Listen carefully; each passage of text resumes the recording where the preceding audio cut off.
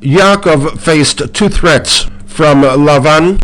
One, an actual, during the 20 years he spent with Lavan, the other a potential, following his departure from Padam Aram. For most of the 20 years that Yaakov spent with Lavan, he faced a number of challenges to his health and well-being. We see this from the text that records the discussion and justification that Yaakov presented to Lavan, in which, after Lavan has rifled through the possessions of the entire family, we are told that Vayicha Yaakov, Yaakov is extremely angry with Lavan and argues with him. And in the course of this argument, Yaakov states, Ma pish'i ma chatati, what has been my sin that you have pursued me in such a manner? In working for you, Lavan, he was forced to endure blazing heat, bitter cold, sleep deprivation, and through all of this, there was still the matter of Lavan's trickery, beginning with the switching of the wives, Leah for Rachel, and then throughout the subsequent years,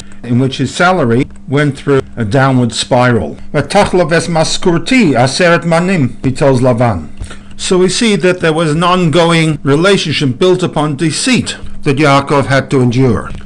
But then we have, according to Rashi's reading of Arami Oved Avi, the potential threat from Lavan, one that was far more insidious and lethal, and one for which Yaakov in all probability was totally oblivious. Of the two threats, Rashi reads the potential threat to Yaakov into the words Arami Oved Avi, ignoring the actual threat. A point amplified in footnote number 15 to the SICHAH, the Hare Lepirish Rashi, the interpretation of the words Arami Oved Avi applies to the situation. Masha Bikesh La'akar et Hakol, when Lavan intended to destroy everybody, Kishiradaf Acharei Yaakov, in his pursuit of Yaakov following his departure from Padam Aram.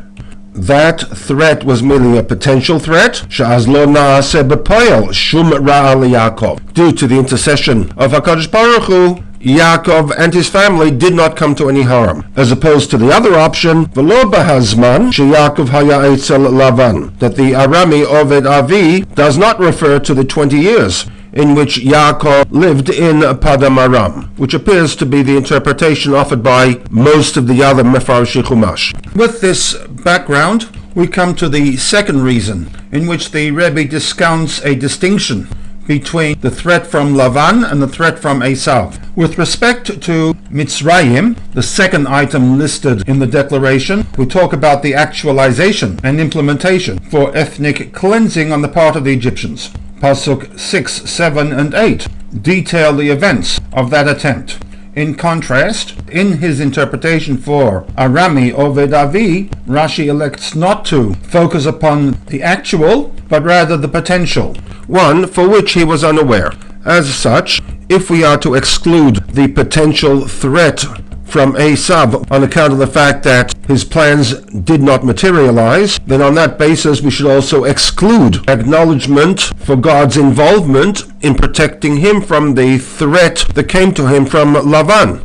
Conversely, if we are going to include both actual and potential threats for which God interceded, then mention should also be made in the declaration for God's protection of Yaakov from the threat that he faced from Esav. Which leads us to the conclusion that with respect to Bikurim, there is an intrinsic link between it and God's intervention in averting the catastrophe from both Lavan and Mitzrayim that does not exist with respect to Esav. And hence, acknowledgement of God's intervention from the threat of Esav is not required in the declaration upon bringing the Bikurim. It is this link that the Rebbe in the SICHAH proceeds to explore.